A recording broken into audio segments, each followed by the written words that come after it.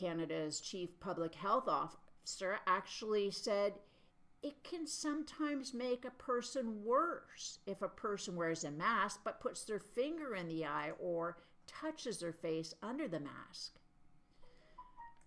Perhaps the public should have been encouraged to wear eye protection.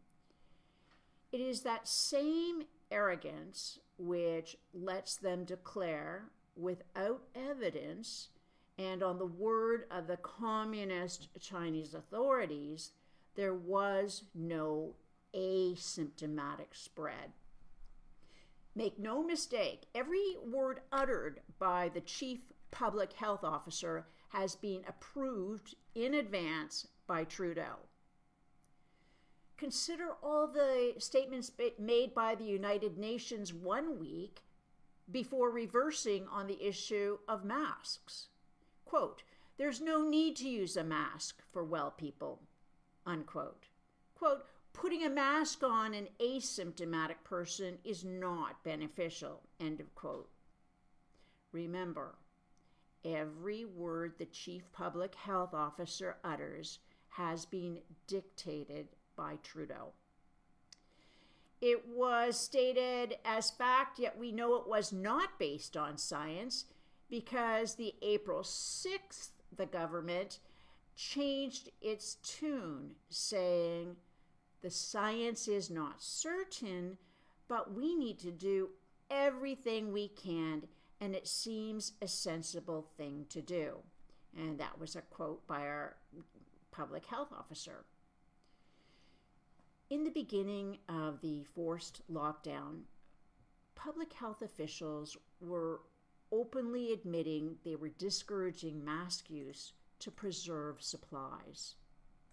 As CBC reported, quote, "TAM has long maintained that masks should be reserved for the sick among us and for doctors and nurses working in hospitals in order to preserve diminishing stockpiles of personal protective equipment," end of quote.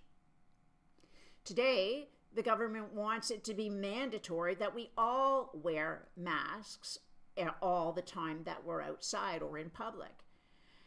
You can be sure some liberal insider has a mask factory on the go. It speaks to the utter incompetence of the Trudeau government. It deflects attention from news that Liberals had sent tens of millions of masks to communist China. It deflects attention from news the Liberal government had disposed of millions of masks and never replaced them. Workers in long-term care homes would have welcomed expired masks because they had none. Until a new government can come in and launch a proper investigation into Canada's pandemic response, we will never know how much pressure the Trudeau Liberals put on public health officials to downplay mask or eye protection to cover up their mistakes in securing masks for the public and personal protective gear for the frontline workers. Encouraging eye protection and masks for those who should be wearing them may have slowed the spread sooner, but to contain and eliminate the virus, testing is needed. Robust national strategies of testing has worked in South Korea, Australia, New Zealand, and Germany. Canada does not have a national strategy for testing. Canada's testing rate is below that of Australia, South Korea, Cuba, Ethiopia, Kenya, Rwanda, and even the United States. The US, Germany, Italy, and many other countries have already completed antibody surveys to find out how widespread the virus has actually been. Antibody testing would not only let people know if they've already recovered from the virus, but the overall scope of its impact. Antibody testing would tell us the number of people who've had it compared to those who became ill. We may have gotten people back to work sooner. You may not have lost your job or had to close down your business permanently.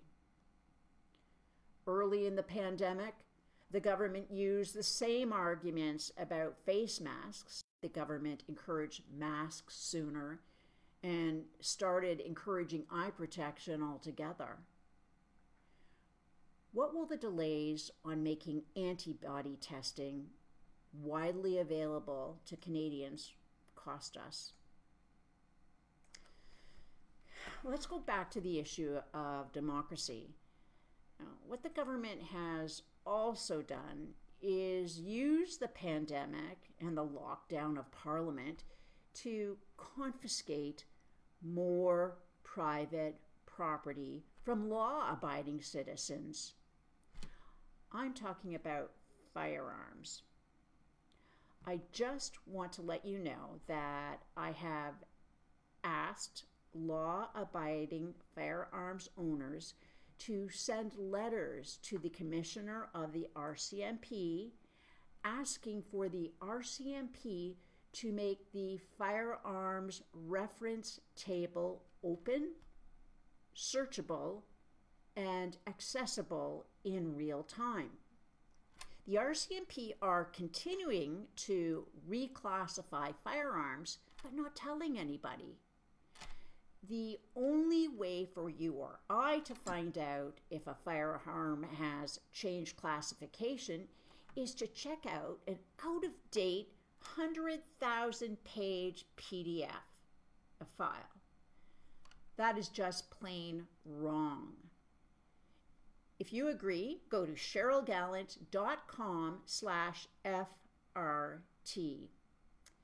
This is a simple change the government could take. They probably won't, but there's always hope. And on the note of hope, we'll wrap up today. Live from Ottawa, this is Cheryl Gallant wishing you a good night. This is GNN.